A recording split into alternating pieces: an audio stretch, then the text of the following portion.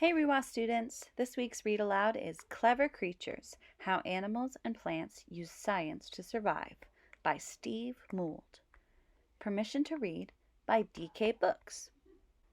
So this book is pretty long because it's got lots of really great information in it. So I'm going to make this into two parts. So you'll hear the first half of the book today, and next week I'll share the second part of the book. Here we go. Meet the Scientists. This book is split into sections that cover physics, chemistry, biology, engineering, and math. You'll meet plants and animals that are experts in each area, and even find out how humans have copied them. Colorful communications. These are chameleons. Sometimes chameleons clash over territory. Before they get into a fight, where they might get hurt, they put on a display of color. Bright colors are usually a sign of aggression, while dull colors mean, I give up. Changing crystals. Chameleon skin contains chemicals called pigments, which give it some color. There are also lots of tiny crystals of a substance called guanine, which the chameleon can control. Normally, they are arranged in a tight grid that reflects blue light. However, when the chameleon spreads out the crystal, they reflect red light instead, changing the color of the skin. Relaxed chameleons are usually green, which helps them camouflage in the trees. Different chameleons may have different stripe colors. This chameleon has red stripes and the other has blue stripes. Chameleons are known for their ability to change color. You might have heard that they use this skill to blend into the background, a trick known as camouflage. However, color changing is mostly used for communication. Male chameleons also change color when they see another male. Color-changing creatures. Chameleons aren't the only creatures that can change color. Other animals alter their appearance in different ways. Cuttlefish are covered in tiny pigment-filled sacs called chromatophores. Each one has its own muscle, which the cuttlefish uses to show or hide its color.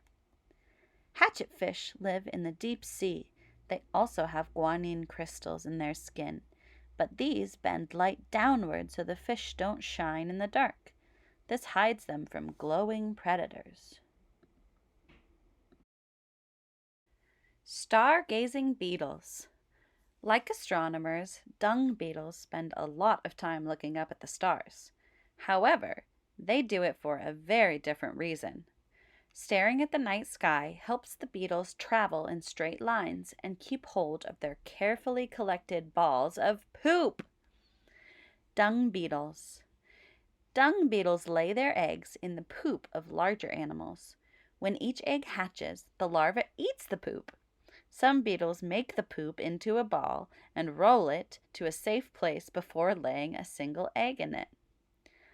Elephant poop is surprisingly nutritious. Staying in line. After making a poop ball, dung beetles make a quick getaway. This is to stop the other beetles from stealing it. The best way to travel as far as possible is to run in a straight line. To do this, the beetles check the position of the Milky Way in the sky. The Milky Way is a galaxy containing our planet and billions of stars. From Earth, it looks like a pale line across the sky. The beetle makes sure that the Milky Way stays in the same position above it. To make sure it's on track, the dung beetle needs to be able to see the stars. If a dung beetle doesn't get away from the poop pile, another beetle might steal its ball. If the sky is cloudy, so the stars aren't visible, the beetle gets confused and can end up going around in circles. Look into the sky.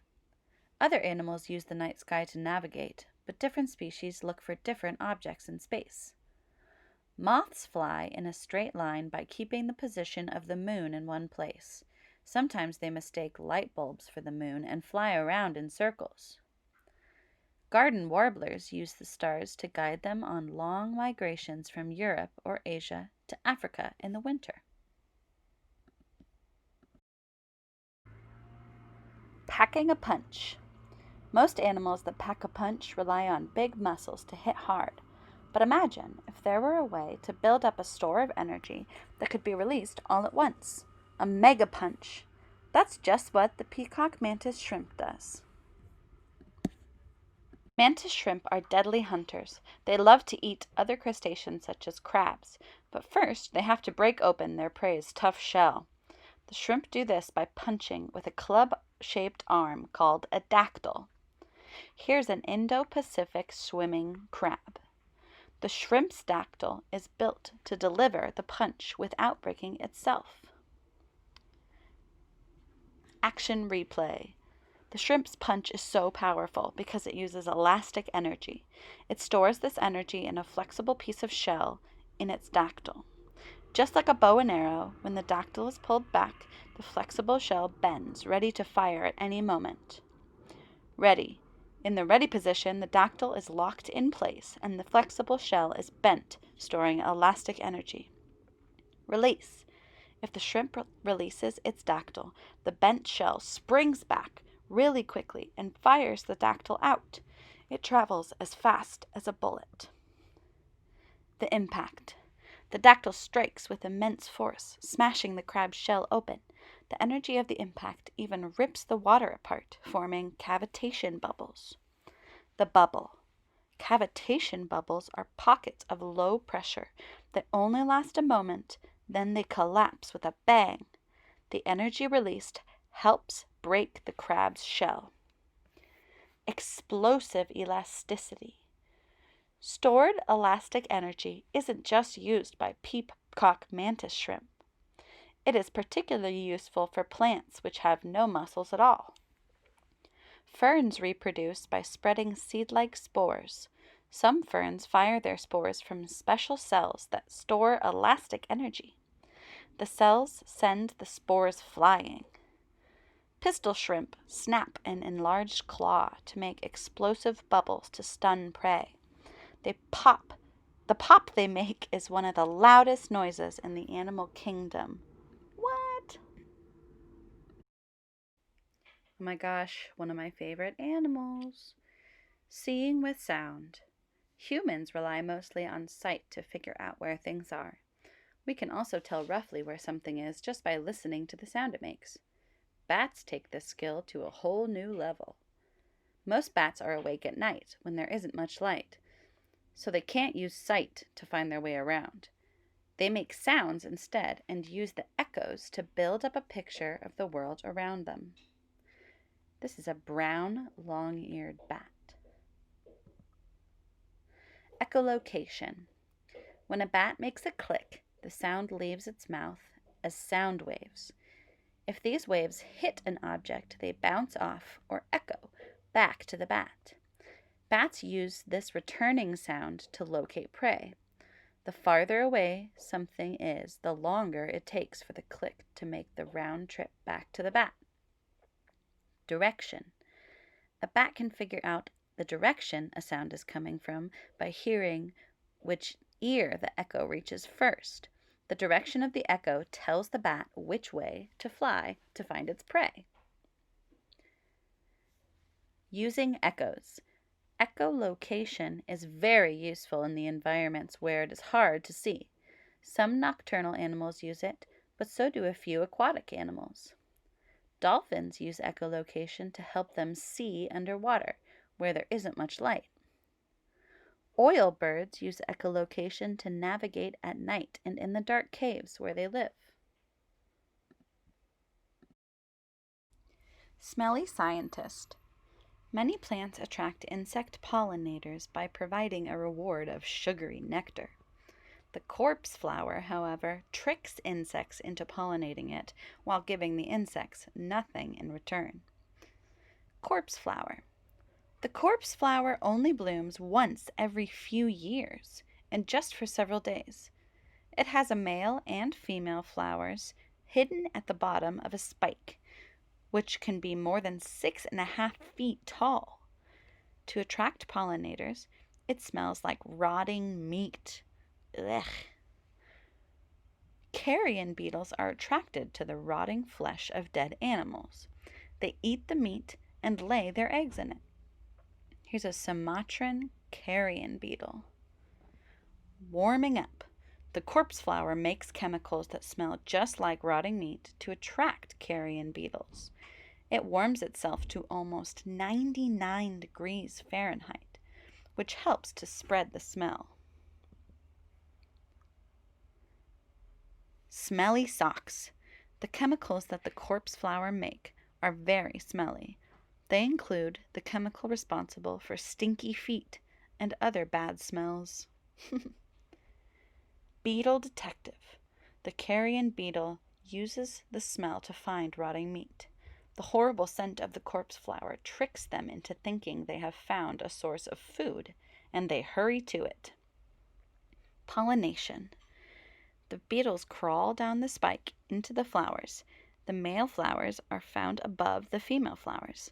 Here, the insects get covered in pollen. When the beetles move on, they take some of the pollen with them, which can pollinate another corpse flower. Once pollinated by the beetle, the female flowers of the corpse flower turn into fruit. Perfect disguise. Chemical mimicry is common in nature. Plants and animals copy each other to attract prey or to trick pollinators, like the corpse flower does. Bee orchids look and smell like female bees, which attracts male bees. When they land on the flower, the bees pick up the pollen. Bola spiders. Ooh, I don't like the look of that. Bola spiders produce a chemical that smells like a female moth. This attracts male moth, which the spider then eats. That's tricky. Remote control. We use electricity all the time. It powers the devices in our homes and the ones we carry around. It's not just humans, though, who use electricity. Some animals make it in their bodies and can even use it to control other animals. Electric eels. Electric eels live in rivers in South America. They are able to build up a store of electrical power in their bodies, which they can discharge into the water very quickly to shock their prey. Electric cells. Electricity is made of tiny moving particles that have an electric charge. Electric eels have special cells that contain charged particles. The positive and negative particles are stacked up like batteries, ready to zap prey in an instant. Nasty shock. Muscles are controlled by electrical signals in the body. This is called the nervous system. The eel uses its own electricity to cause the muscles of nearby fish to twitch, revealing their location. It then releases a bigger shock to stun its prey before snapping it up. The eel fires 2 pulses of electricity to make any hiding fish twitch. The prey's muscles tense uncontrollably, revealing its location to the eel. The shock from an electric eel is more than 4 times the strength of the electricity in your house. What? That's crazy. Paralyzing prey. Other animals immobilize their prey using chemicals rather than electricity. The chemicals use the prey's own biology against them. Geography cone snails squirt insulin, a chemical that reduces blood sugar, into the water. This makes passing fish drowsy, that means sleepy, so they are easier to catch. European bee wolf females sting honeybees with a paralyzing chemical. Then they carry the bees back to their nests for their larvae to gobble up. All right, that's the end of part 1 of Clever Creatures. So, it's writing time. Get out your journals and choose one of the animals from the book. Write 3 interesting facts about that animal. Alright, Rewa students, thanks for checking out this video. Next week we've got Clever Creatures Part 2. Spicy pepper loving birds, silk spinning spiders, animal architects, and more. I'll post that video next Monday morning. Have a great day.